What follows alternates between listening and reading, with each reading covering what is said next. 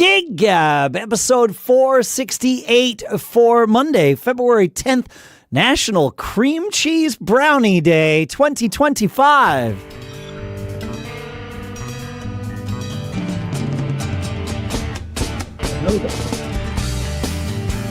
Who knew?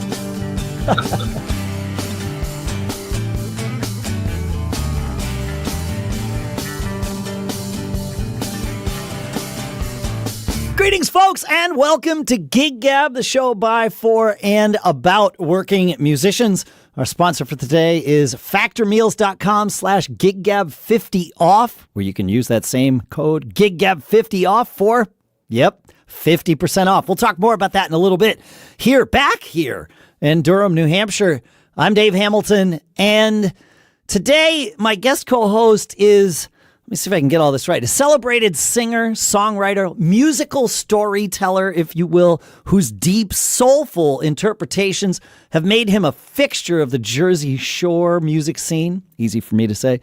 Known for his masterful reimagining of classic songs and high-profile tribute performances, he's shared the stage with legends like John Tropea, Keb Mo. From having his music featured in Californication to performing the national anthem in major stadiums, his career is a testament to the power of passion, authenticity, and timeless songcraft.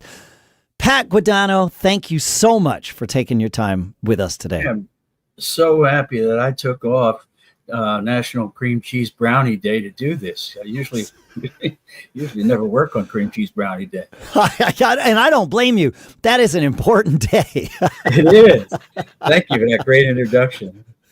You're welcome. I think I got that right. I tried to fact check as much of this as I could, but you've had a really interesting career. I first became aware of you recently when we had Buck Dharma on, and he mentioned you, and I dug deep and was like, okay, wait a minute, like I need more Pat Guadagno.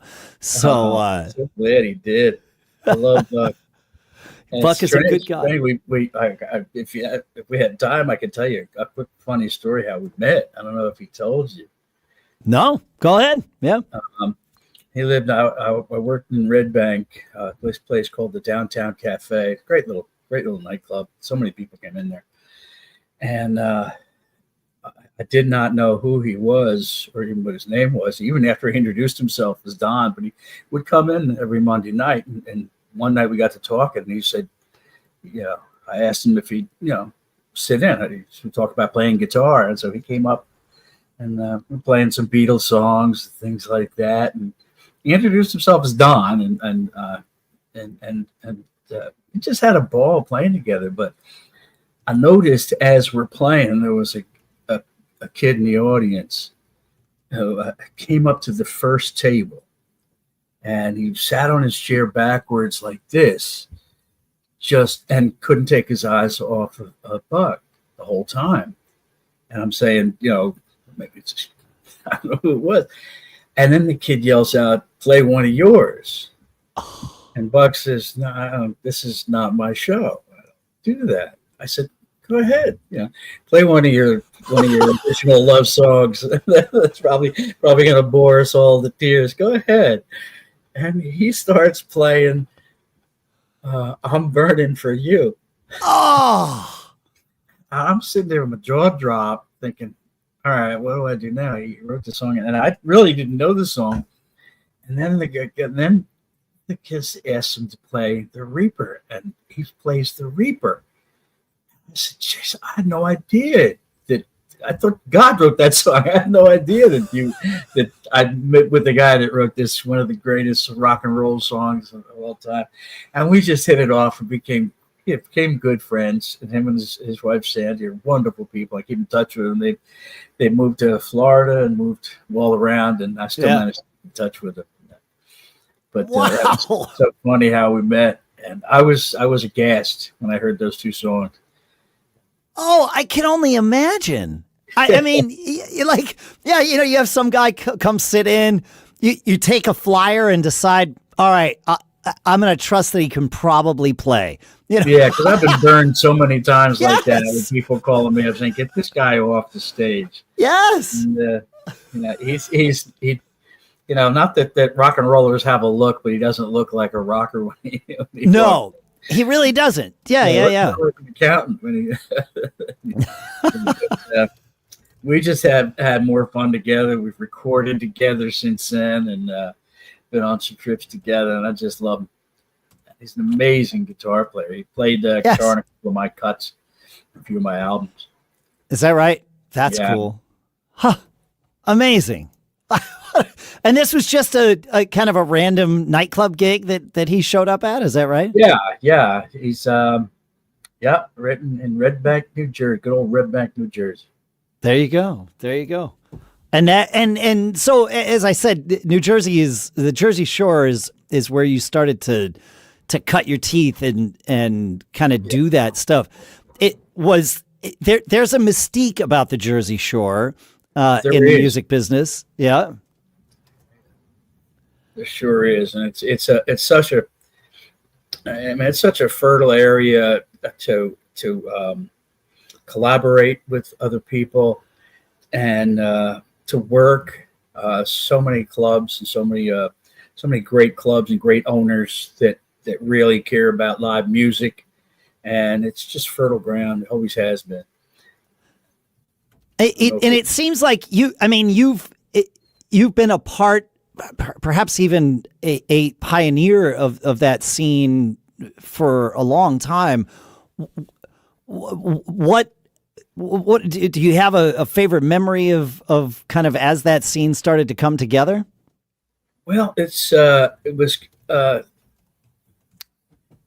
just, Asbury Park was kind of the main hub down there where Bruce would play. And I became a Bruce fan at a YMCA dance when he was playing I was about 16 years old. Wow. And I saw him and just, I had that John Landau moment when I saw him at 16. I said, and he just his stage presence and on stage. And we became fans and followers. Me and my buddy would follow him down at Student Prince and all the places he would play, and really watched his career take off. And always been huge fans. And you can't be from New Jersey and not take something from him. He's the ultimate performer. Yeah. He still is. I mean, he puts on longer shows than most of the rest of us do. Yeah. It's all look bad. I don't know. He makes us all look bad. You're right. Yeah. So you've got so many different facets of your career, but I mentioned these kind of tribute shows, if you will, the cover tribute shows. Tell us a little bit about what those are and how those work, the things that you've put together here. Well, it was I've always been an admirer of songwriters, and was kind of brought up. My dad had hi-fi and listening to all the great crooners, Frank Sinatra and Bing Crosby. He always mentioned the songwriters, and back in those days, the singers delivered the works of the songwriters, and it's kind of how I was brought up. And then it became kind of lazy because I wasn't really good at songwriting, but I met a lot of people who were. I actually had a lot of friends who were great songwriters, started doing their music. But sure. One night on that same downtown cafe where I met Buck, I played Monday nights there, and the bartender, I had opened up with a Bob Dylan song, and the bartender said, "Did you know today was Dylan's birthday?" I said, "No, I didn't." So there were about maybe 8 people in the bar, and I just continued to dig into my my depth of I didn't know I know so many Bob Dylan songs. I never really sat down and put them together, and I realized, one after another. I said, wow, I can play a whole lot of those. Not all the way through all of them, but managed to get a night's worth of it. And at the end of the night, me and the bartender, Tommy Moog, said, we should do this every year. and call it Bob Fest. And we did. And actually, Buck came and played at one of our Bob Fests. And Kev Moe actually came in and played at one of them. We had Steve Forbert came in and played one of them. It's become from that night on, it just became a thing. And we never called them tribute shows. We just said, it's me doing Bob Dylan's music. And Sure.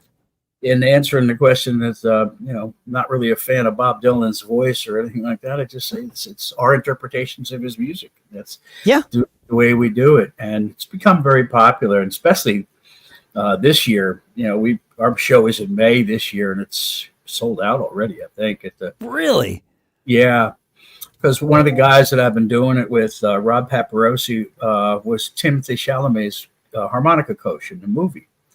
And Rob was one of the greatest harmonica players of all time. And he's been doing the Bob Fest with me for about maybe 10 years now. Huh. And so that kind of people kind of latched onto that and saw that Rob was going to be there, and so the show just sold out. And this year we're doing. It was kind of weird because I came up with a theme. I've done different themes every year. We've been doing it for 25 years now, and we've done themes like Songs of War and Peace. We've done themes like albums. When the 50th anniversary of an album came out, we would do that. And this year, decided to do rare and unreleased bootleg songs. Okay.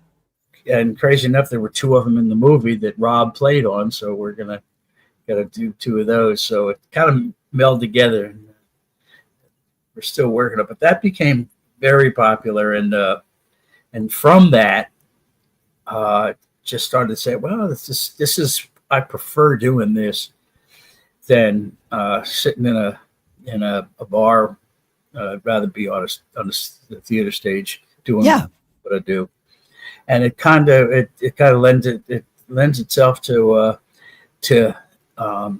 molding great songwriter songs. I've done Leonard Cohen shows, done Tom Waits shows, and done Hank Williams shows, and Warren Zevon, and so and Van Morrison. Van Morrison was a real popular one. Yeah, and I bet.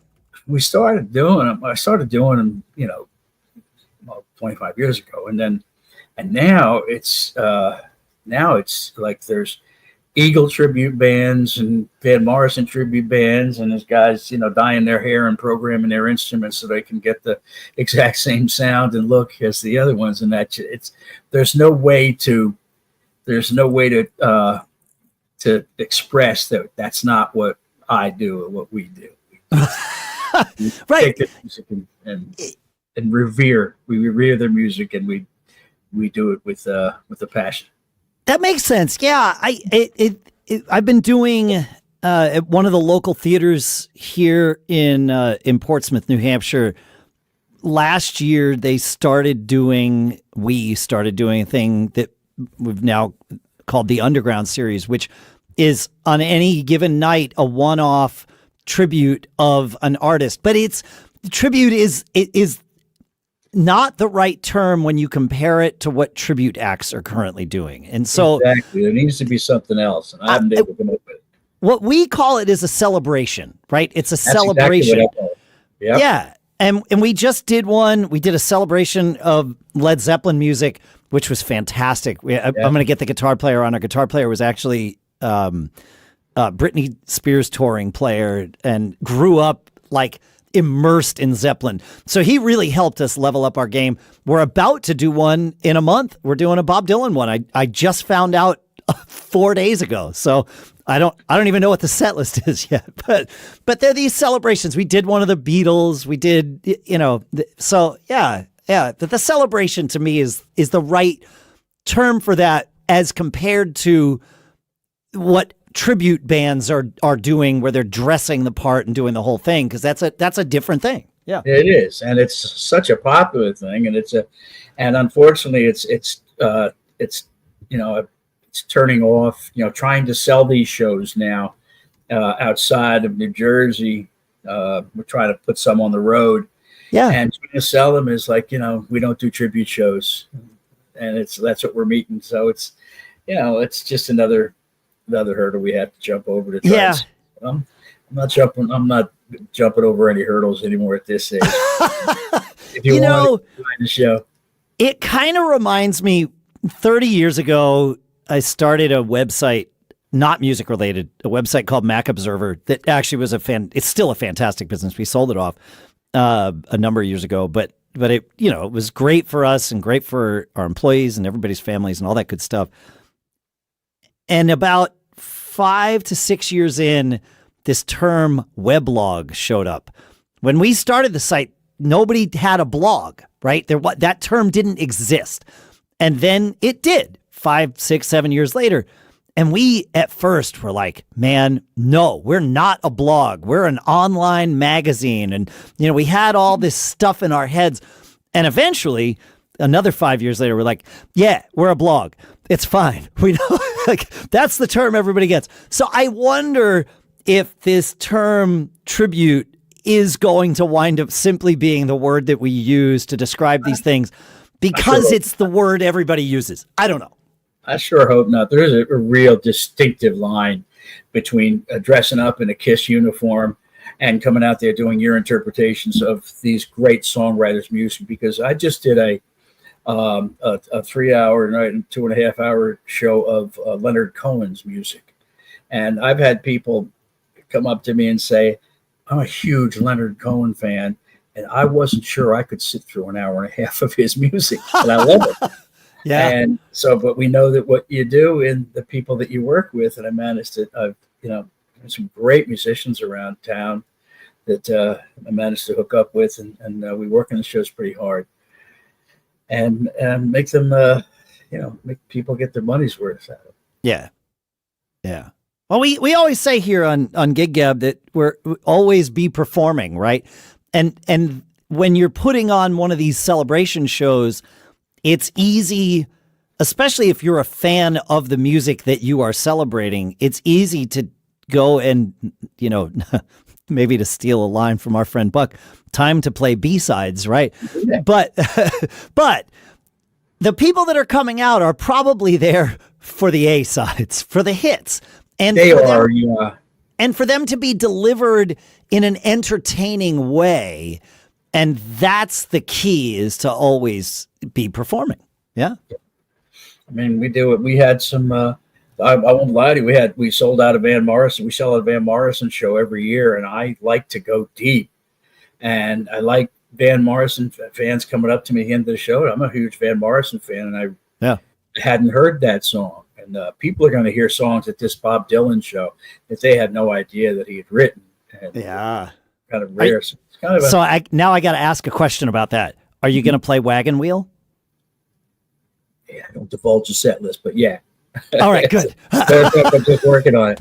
It was one of those. A lot of people don't know that chorus was a Dylan chorus. Right. All right. And I found some other ones that were, I found a song, and people know I do this, and they know I do it like 6 months in advance, and they send me emails and things like that. And we're coming up to me in a club, and somebody came up to me in a club and told me about Danny, forget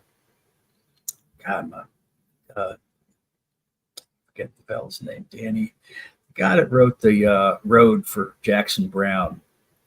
Oh, not Daniel Lanois. Nope. It'll come to me. But he had Bob Dylan had contacted him with a chorus. Danny O'Keefe, exactly. Yeah, exactly. Contacted him with a chorus, and Danny O'Keefe recorded this song, and I found it. And it's amazing. It's called "Well, Well, Well," and it fits in our show pretty good. Now I've given you 2 songs that we're going to do. I sold out anyways. All right, good. I really didn't mean to I just couldn't. I couldn't not ask. Yeah. No, that's all right. I've given you guys tell it that you can't go on. You can't divulge anything from the set list. They got to see. You can blame me. You can blame me. Yeah. That's awesome. I'm having so much fun with it, and I have so much fun with these shows because for me, it's a learning experience too. I was I knew 3 Leonard Cohen shows. When I decided, like, when I was asked 3 or 4 years ago to put a Leonard Cohen show together, I came up with 3 songs, 4, then I came up with 5. I said, I can't do a show with 5 songs. And I started digging, and holy crap, does he have some music, amazing music. Really? So we put that show together, and we're going to do that and try and travel that one. That's cool. Yeah, that is one of the things that I like about these tribute celebration, call them whatever we're going to call them, shows that I've done is, of course, obviously I was very aware of Led Zeppelin. I'd played Led Zeppelin songs, very aware of the Beatles, played many Beatles songs, very aware of Heart. We've done several of these. I'm aware of Dylan. I don't know the set list yet, but I can tell you, I'm gonna push really hard to put Wagon Wheel on there just to twist people's heads, simply because of this conversation now. But it's, you dig into these and start actually learning them, and they're not just the song you heard on the radio. And it's like, wait a minute, even Stairway to Heaven. Our first rehearsal of that song, I thought I had it because it's Stairway to Heaven. How could I not have it, man? Yeah. I embarrassed myself. There's that weird I play the drums, and there's that turnaround before this guitar solo that it does not land on the beat the way it sounds like it lands on the beat, which is classic Led Zeppelin, right? They've got all those weird syncopation. John Bonham thing. Yeah, well, it's Bonham and Page. I think the two of them really kind of pulled at each other. So yeah, I completely flubbed that thing twice, and then it was like, guys, I'm gonna need to shed this a little bit. But that's the fun part, is really learning this music. Like you said, with Leonard Cohen, you knew 3 songs, and suddenly you're playing, an hour and a half, 30-song show. Yeah, yeah, that's great though. That's one of my favorite parts about music is you're always learning. It's great. All right, folks, you know that feeling when you get back from a winter vacation, open the fridge and find nothing but expired mustard? That's why I planned ahead this time with Factor. Factor's chef-made, dietitian-approved meals show up fresh and fully prepared, no chopping, no stress, just 2 minutes to heat and eat. I've had their Protein Plus meals between a rehearsal and a gig, and it kept me going like I had a roadie for my metabolism. And with 40 options every week, keto, calorie smart, even grab-and-go snacks, Factor keeps me fueled no matter how packed my schedule is.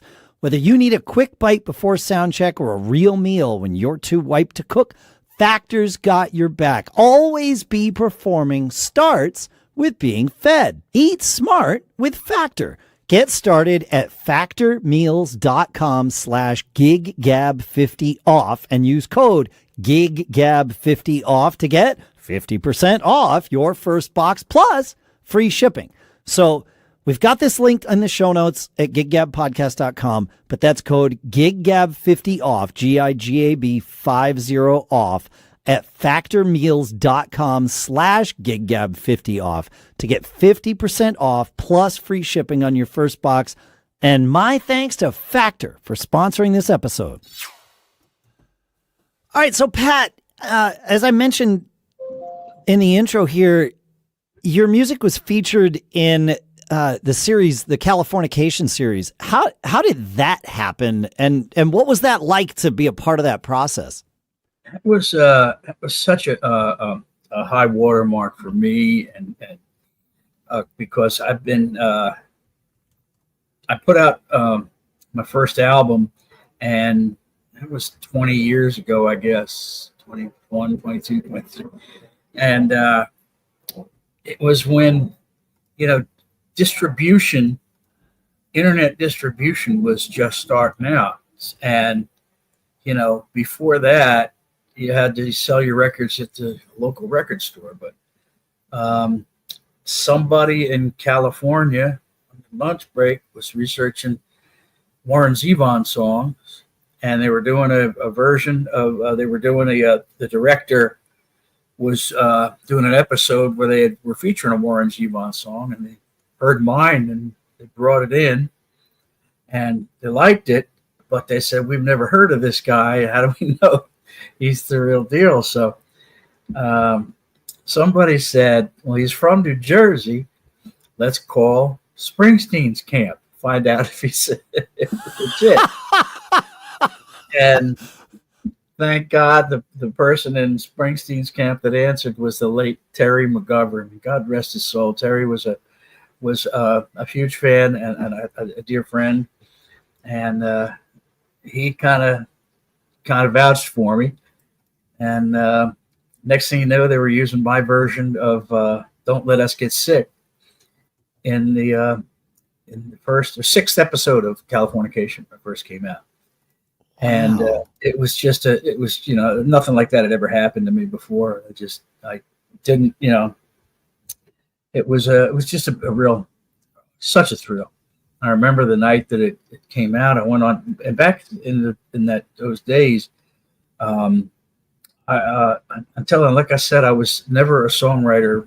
I was always an adapter or a deliverer of the songwriter's work. I always respected the songwriter and saw what they do. So to me, it was like being a shortstop or a pitcher. A pitcher doesn't play shortstop. A shortstop doesn't pitch and sure field goals. So I always want to be a field goal pitcher. But I always decided, what I do best is deliver music. Yeah. And I worked on that, and it was not that it was a struggle, but it's really hard being when the Beatles and James Taylor and Paul Simon came around. If you did not write your own songs, you were persona non grata. You just were, less than everybody. And was that a vibe of the Jersey Shore scene? It was in a sense, everywhere. It was kind of everywhere. It was really, you were a cover guy. If you didn't write your own music, you were a cover guy singing Beatles songs and Jimmy Buffett songs. And it was the only thing. It's kind of like the tribute thing. You were a tribute or a celebration, and you were just, and I couldn't. And all of a sudden, there's this version of mine, and there's a new genre. People who do other people's songs, and all of a sudden, Sirius developed a coffee house covers, a station of coffee house covers, and they picked up my music and kind of took off. It was all about the same time that people were. It was okay to do other people's music, and I've been waiting for that pat on the back for years, and finally got it when Californication came out. But it was a thrill. Yeah, that makes sense. As you describe it, I'm reminded, because I always played in original bands, when I was coming up. I wrote very few songs, but I teamed up and was in bands with fantastic songwriters and still am. And stayed far away from covers because it was like you said, you were seen as less than. Right. And that, you're right, that has changed. Yeah. It's definitely opened up and evolved in a different way. Either that, or maybe I just don't care anymore what other people think. You're able to do it, but when you're trying to make a living doing music, which I had to do very suddenly in 1986, 87, I had to do it. Had to make a living doing music, and you do whatever you have to do. And if it means occasionally having to sing American Pie, you do it. You hold your nose and you do it. But I've never really had to do that, but I call it, in playing in bars, I still love doing it. I don't do it nearly as much as I used to, but I don't want to do it forever. I call it, it's painting, and I call it painting houses and painting pictures. Painting houses is working in bars, and painting pictures is working on stage and showing what I actually do, the art that I actually do. And, it's both. They're both painting, but one of them is a little more fulfilling, perhaps. Yeah. Exactly. Yeah. Yep. Nope. I get that for sure. I think probably everybody listening gets that. Yeah. It makes sense. You were musical director of the big variety show. Yeah. We had show when METV first started out. We had a variety show with my good friend, who was a DJ, Big Joe Henry. Okay. Was our MC, and it was an old time variety show that we had a comedian, we had a magician, and we had a musical guest, and it was like the old Ed Sullivan show, or like the old Johnny Carson show, or something like that. A lot of fun. Sure. Big Joe, very, very talented local DJ for 101.5 as a plug. Yeah. And we were very lucky to be in, and we did it on the Jersey Shore, and we're so lucky to have so many talented musicians around. Every week we'd have a different musical guest, and we'd have, people like Len Burtnick from and Steve Forbert. Buck was on the show. Had Dee Dee Sharp, who was from New Jersey, Mashed Potatoes. And oh my God, you're gonna have to give me a second, because it's amazing you mentioned Glenn Burtnick. It's the second time his name's come up in just a couple of months. He plays in the ELO Orchestra Part 2, whatever that's called, with Parthenon Huxley, who was on the show. I have been a huge fan of Glenn Burtnick's for a long time. He had a great album full of power pop tunes years ago. I can't remember the name of the record, but one of the hits on it was "Kiss Your Ass Goodbye" that he wrote, and it's just a killer song. I knew his manager was how I found the record. His manager also managed and still manages Jan Hammer, and he was like, "Oh, you might like this record." I was like, "Oh, this is amazing! Like why aren't you out there selling it?" He's like, "Because Glenn's 30 years too old to be a power pop star." I'm like, I don't know about that, but it turns out, it's tough. He's such a talented guy, such a sweetheart, and I love working with him when I can. I got a chance to do. He had and not a lot of people knew this, but he had written the song that Don Henley and my brain. I'm on it. I'll find it. I'll find Henley it. And we'll get there. What? Tell the rest of the story. He had written the song was #1 hit, and I got a chance to. It was a duet. River of Broken Dreams. Nope, Don Henley and Linda Ronstadt. Not Linda Ronstadt. Oh, okay. It was a Don Henley. Sometimes love. Sometimes love. Can't even think of it. But I got the chance to do that duet with him on the show, and it was a real thrill. We got to think of who it was. Patty. Sometimes Love Just Ain't Enough by Patti Smith, featuring Henley on backing vocals. You're right. And it was written by Patti Smith and Glenn Burtnick. You're right. Glenn Burtnick. Yeah, that was it. Yep. I got a chance to do that duet with Glenn on our show. That was a real thrill. I always loved that song.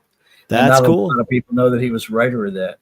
I did not know he was a writer of that. Yeah. No, as a community, we musicians, some of us might be averse to using AI, but ChatGPT is what pulled that little bits of information that we peppered at it and pulled that right out. So there you go. I do that. I do it all the time. I Google to find out where I left my socks. Yeah. I wouldn't mind a little assistant that reminded me of those kinds of things for sure. And the other thrill of that was the fella that did Stagger Lee. Okay. Was on your variety show too? He was on the variety show. I can't remember his name. He just passed away. Stagger Lee. Yeah, I don't know. Was that Lloyd Price? Lloyd Price. Yeah, yep. Lloyd Price was on the show, and I got to sing Stagger Lee with Lloyd Price on the show. Amazing. We just had so many great entertainers. We did it for about 2 or 3 years, and then METV. And how did you get involved in METV? Did they just reach out to you based on your tribute shows that you were doing, or No, Big celebration shows? Big Joe. They reached out to me to do a show, and they and Big Joe, because Big Joe and I had done a lot of charity shows every year. Got it. For, AIDS Resource Foundation and for Holiday Express, which is every year Joe and I do a Christmas show. So they reached out to us for that in that same format, and that's what they wanted. And Big Joe was the star, and did a great job. That was fun. That's cool. So, how you keep doing all of these things that are, well, to use your analogy, painting pictures, not painting houses, right? And clearly you're focused on that. How do you make all of these opportunities happen? Because they aren't just falling in your lap. I mean, sometimes things appear to fall in our laps, but it's the result of lots of hard work and networking and connections. And so how do you ensure that more of these picture painting opportunities will show up for you? That's a great question, and it comes from having a lot of free time, and not That's interesting. Yeah, all right. I'm an early riser, and I'm up there. And the hard part about that is the people that you need to contact are not early risers in that business. So I spend all day working on shows. I'm down here.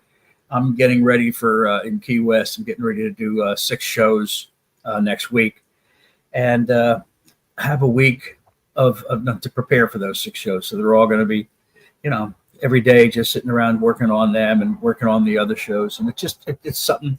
It's a full-time 8 in the morning till 6 at night. Yeah. Job, just working on the shows, putting them together, and like you just played up here in New Hampshire while I was busy staying warm in Mexico. So we didn't get to meet, which is ironic and unfortunate, but it'll happen. We will next year for sure. Yeah, next year for sure. Yeah.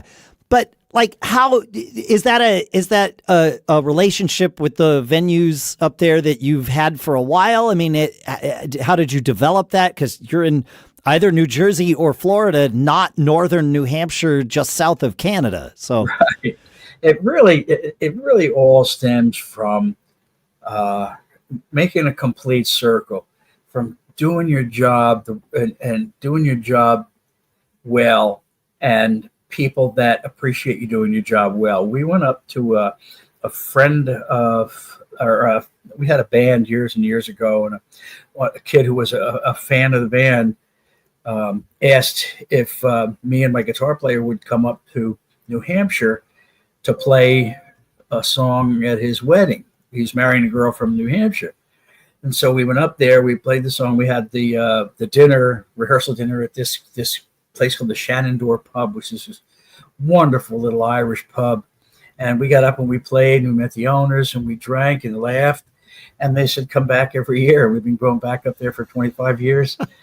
And it's just, it's meeting the right people and doing your job well, and never, ever having never taken a day off.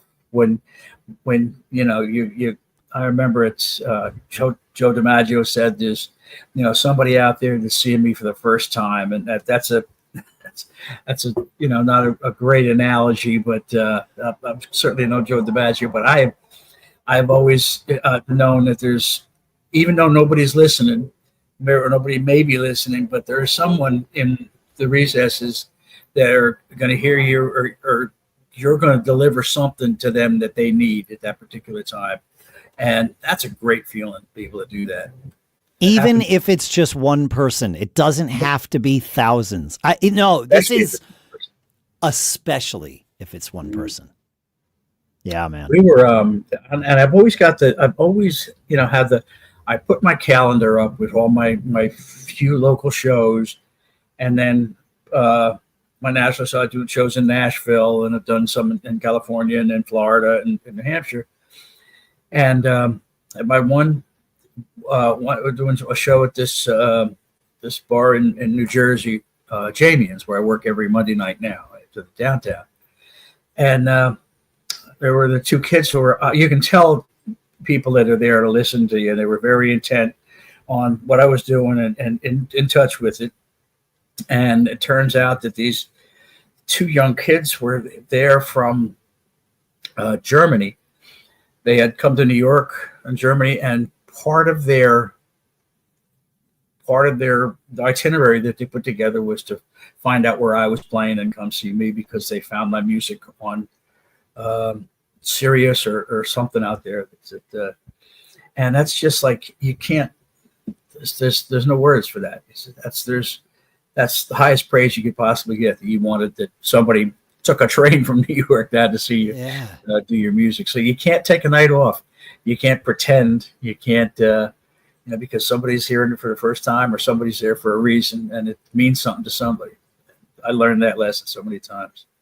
Yeah, it's a good lesson to remember, because it is.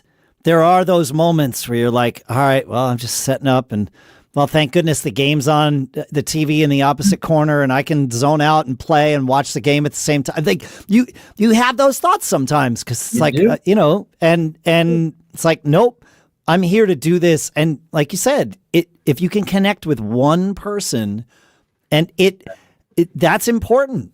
And I think about this every time I do any kind of performance, this show too.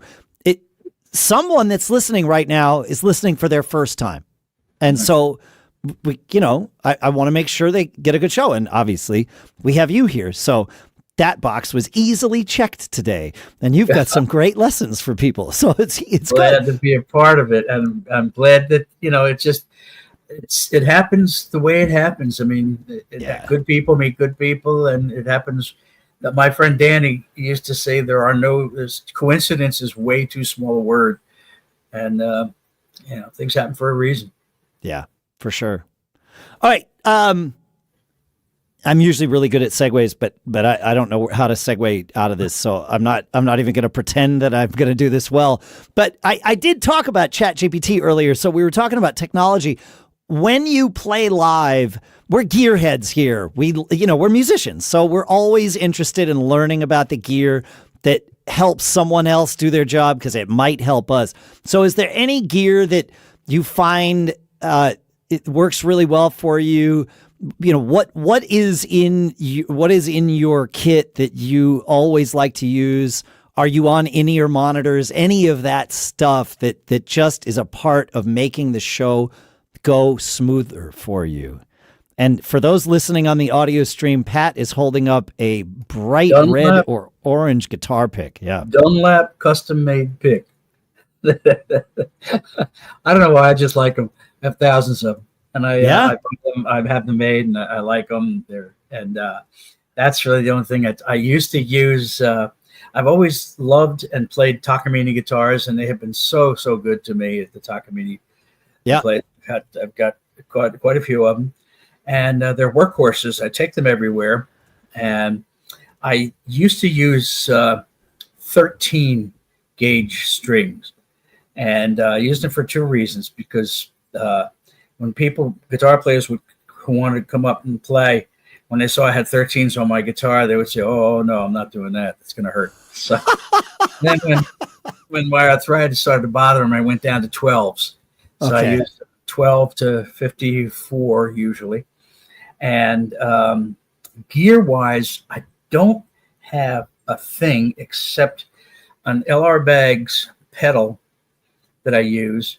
And I'm actually going to buy it. I went to buy another pedal for one of my shows. I have a classical guitar that does not have a tuner on it. And we become so reliant on tuners that with all the noise, you have to have a tuner on your guitar. So instead of buying a tuner, I wanted to buy a DI with a tuner in it. So I've been looking around at those and bought 3 of them, and none of them worked the way I wanted them to. So I sent them all back. So I'm looking at another one. So I don't have anything in particular that I use now. I'm looking at a Fishman.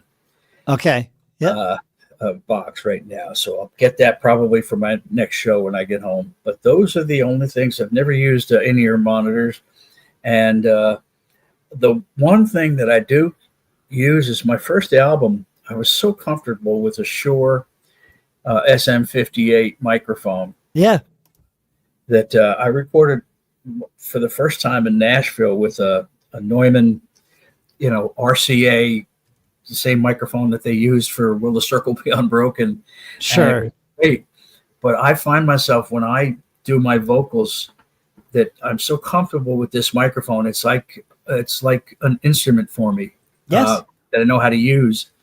And I've recorded, and the recording engineers, well, they're aghast when I do this, or ask them if I can do this, if I can use an SM58 for recording vocals. They say, I have these $1,000 microphones here you want to use. I said, no, I'd rather use this.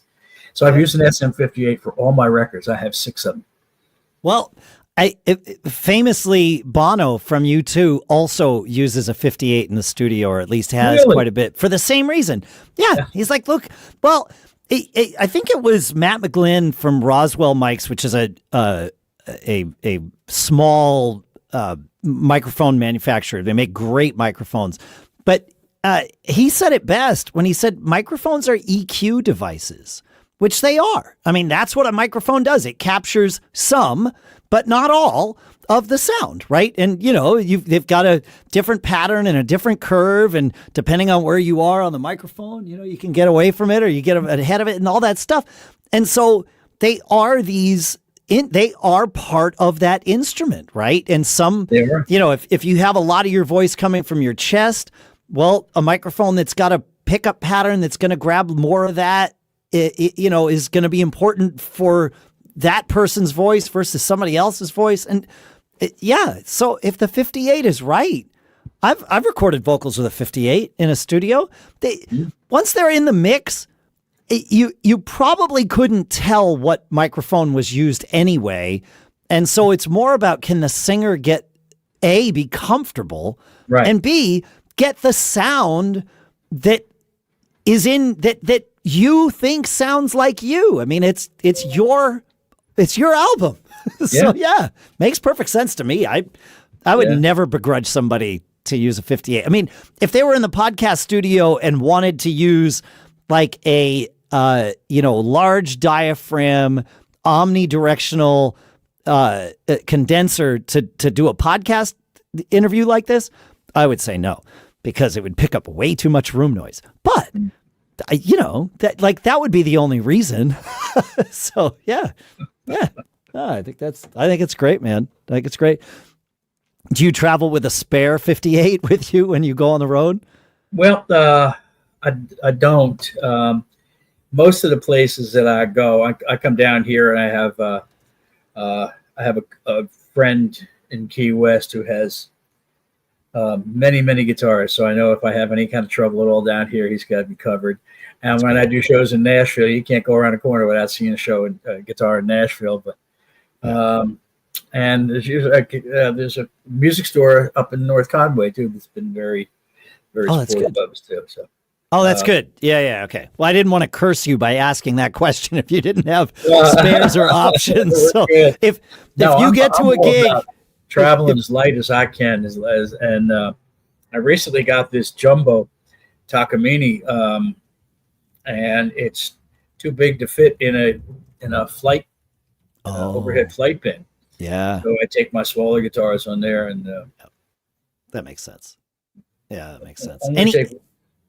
Any other things you take with you when you travel to make the road feel more like home? It's a song from my friend Danny's, Bo James. I love that line. I just went away for a minute. No, I try not to carry as many things as little as possible. The older I get, my PA's gone down. Back in the day, we used to have AR7 speakers and make 3 trips in. Now I travel with a little Bose S2, and it covers everything I need to do. That I'm not, and most of the clubs I play have their own PA systems, so I just. That's great. That's great. You disappeared for a second, and you had a line from a song in your head. What was the line? I did. Song makes the road feel just like home. my friend Danny Petratus wrote a song called Bo James that I recorded on my first album, and he's left us with that song. Hey, say the name of the song one more time for me. Bo James. Bo James. All right. On Live at the City Lights Saloon album. The same album that Don't Let Us Get Sick was taken from. Okay. All right. Okay. I'll make sure to put a link to that in the show notes here. That's great. Thank you for sharing that with us. I appreciate it. Yeah, man. So coming up here in February and March, and beyond, if there's anything else, where can people find you and where can people see you play? I was invited, strangely enough. I don't get invited to songwriters festivals. So if I go there, I usually have to go in through the kitchen. But I was invited to the Cape May Songwriters Festival. So I'll be down in Cape May doing that. And I was invited also to do the Nashville Songwriters Festival. So I'll be in Nashville. I think that's in May. That's called Tin Pan. Okay. And in Cape May, I believe it's the end of March. It's the Cape May Singer-Songwriter Festival. And then I have my shows here. I have Bob Fest, which is the rare and unreleased versions of songs. Can't wait to do that show. It's going to be fun. That's May 22nd in Red Bank. Okay. And then we have we do a show called Enjoy Every Sandwich, which is the music of Warren Zevon. And that we do on August 1st. And we did that last year with Mad Dog Vinny Lopez from the E Street Band. Yeah. And boy, I can't think of anybody else's name. But we had I should write these things down. When I get old, you forget these things. Yeah, I have a co-host on another show I do, and he's famous for saying, "Don't get old; it's bad for your memory."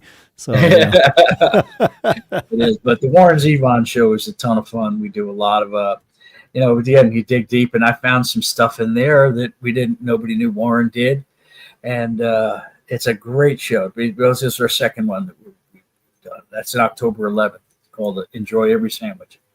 Yeah. And that one's in August. And then in October, we do the band Morrison called A Marvelous Night. Amazing. Even though we don't do Moondance or Brown Eyed Girl. Okay. All right. Okay.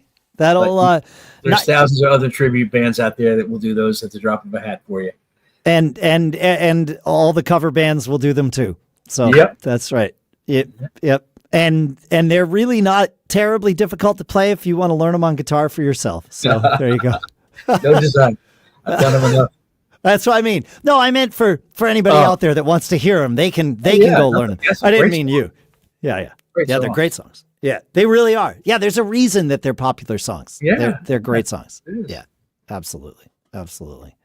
Pat, thank you so much for spending your time with us today, my friend. This has been. Thank you for making time for me. This is a real pleasure, and it's a great way to spend the morning. I appreciate you very much. Well, awesome. I will make sure to link to your website. It's patguadagno.com. And I'll spell it for everybody because I needed it spelled for me the first time too. It will be there at Gig Gab Podcast, but it's Pat, PatGuadagno.com. And we will make sure that is linked in the show notes. Pat, there are 3 words that we like to share with our audience. I think I mentioned them a few times during the episode. But if you would like, we would love if you would be the one to send us off with those 3 words. That we like. Always be performed. Yeah, that's good advice, man. Thank you, Pat. Thanks for spending your time with us. Really appreciate it. Awesome. You're a treasure, my friend.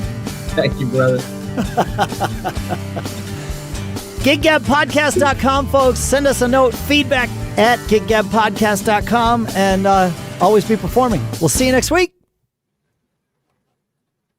And we're out. It's that easy, man. Fun.